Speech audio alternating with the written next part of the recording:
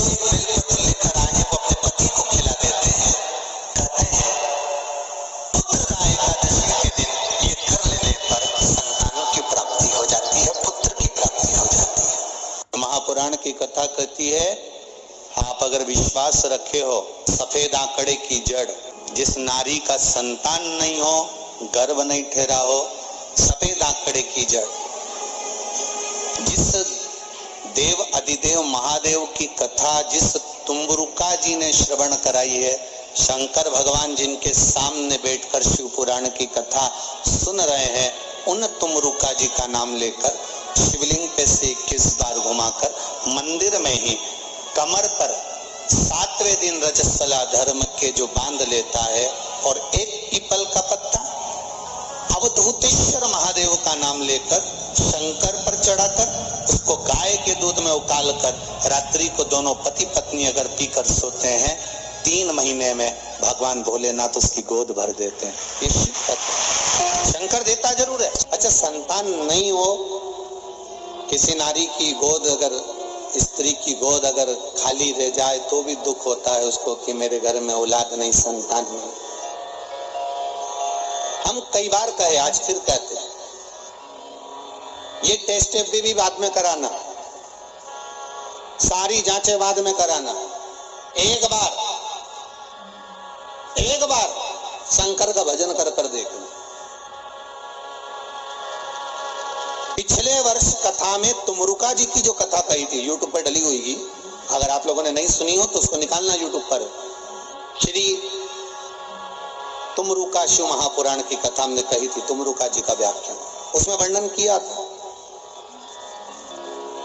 सब जगह से अगर हार जाओ और सारे रिपोर्ट आपकी आपने सब दूर दिखा ली, तो एक बार शंकर पर भरोसा कर कर तुमरुका जी का नाम लेकर सफेद आंकड़े की जड़ को शिवजी पे से रजस्वला धर्म के 7वें दिन 21 बार घुमा लो, नाम गोत्र बोलकर कमर में लाल धागे में बांध लो, पीपल के पत्ते शिवजी को चढ़ाओ, उठा कर लाओ, उस एक पत्ते को रात्रि को गाय के दूध में उकालो और उस दूध को दोनों पति पत्नी पियो, साथ रहिए।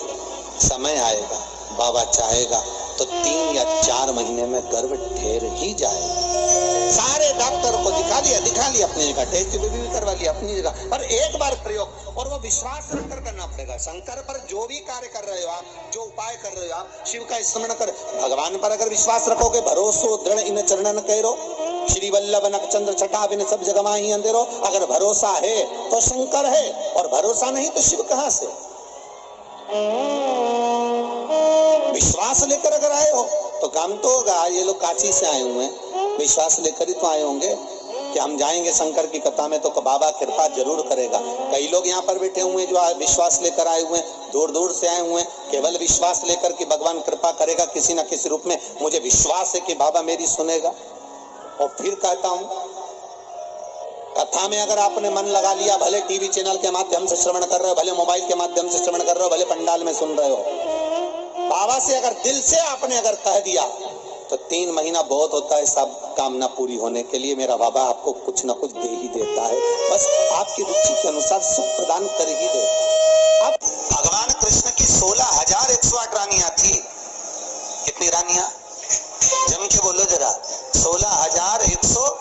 और 16,108 रानियां होने पर भी भगवान कृष्ण के यहाँ जब औलाद नहीं हुई, तब भगवान कृष्ण ने अपने गुरु गर्गाचार्य बाबा को बुलवाया और द्वारकापुरी में बुलवाकर पूछा, गुरुदेव मेरी 16,108 रानियों से औलाद नहीं होती, संतान नहीं होती, मैं क्या करूं? गर्गाचार्य बाबा ने कहा, तुम चिंता मत करो, पार्थिव शिवलिंग का निर्माण करो।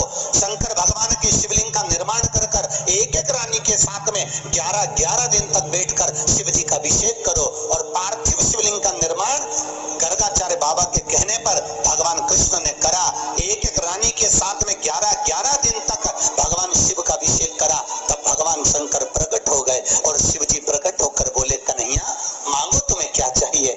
शंकर भगवान ने जब कहा, कृष्ण बोले मेरे यहाँ औलाद नहीं है। शिव जी ने कहा, क्यों चिंता करते हो? तुमने 11 दिन तक एक एक रानी के साथ में बैठकर मेरा अभिषेक करा है। जाओ मैं तुम्हें वर प्रदान करता हूँ कि एक एक रानी से तुम्हें 11 संतान होगी और 1,77,186 भगवान कृष्ण के बच्चे हुए। ये शंकर शंकर जी की कृपा से।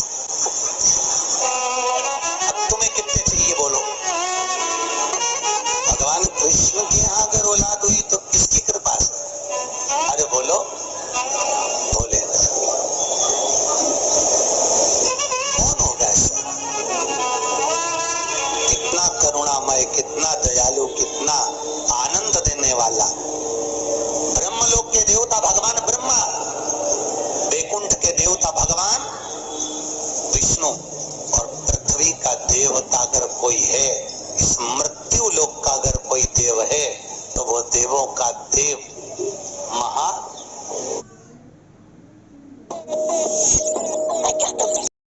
शंकर जी कहते हैं भले तो ब्रह्मा को भज, चाहे तेरी मर्जी पड़े नारायण को भज, पर मृत्यु लोक का देव तो मैं हूँ, पाला तो मुझसे पड़ना है ना, तब निपटूंगा तेरे से। अभी तू जा।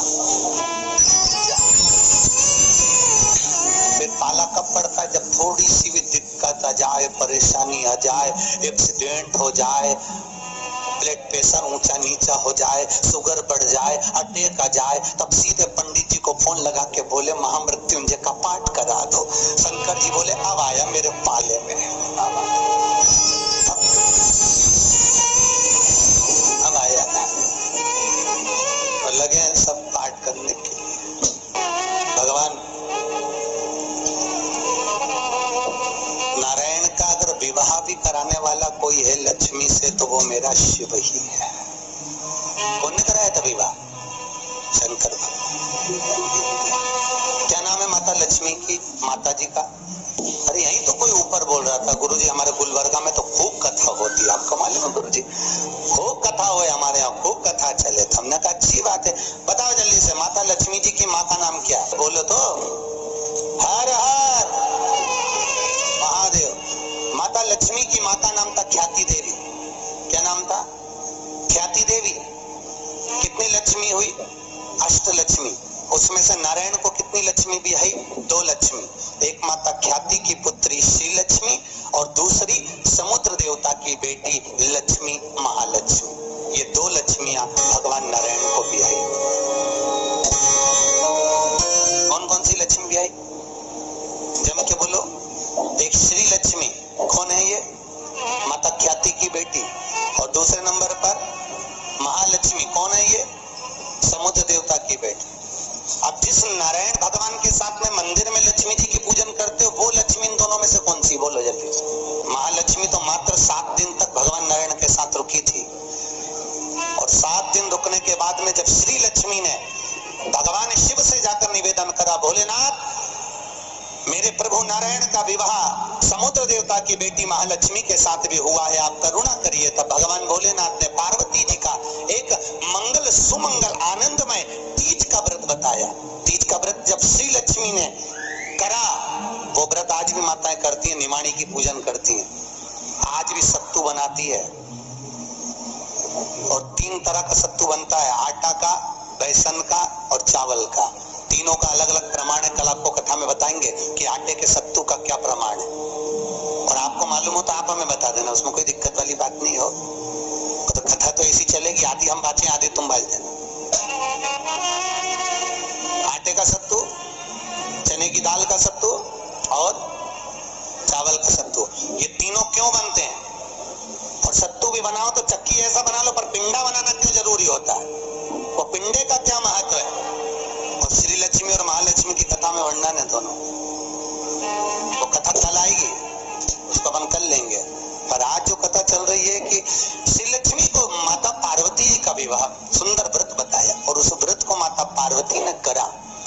और उस व्रत को माता श्री लक्ष्मी ने जब करा, पार्वती के व्रत का हो, तब माता श्री लक्ष्मी और महालक्ष्मी दोनों एक हुई और एक होकर नारायण के साथ में जाकर विराजमान हुई।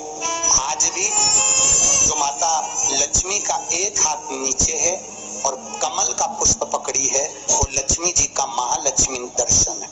और माता अगर हाथ देर से इशारा कर कर आशीर्वाद दे रही है, वो श्री लक्ष्मी का भाग है। माता 2 भाग।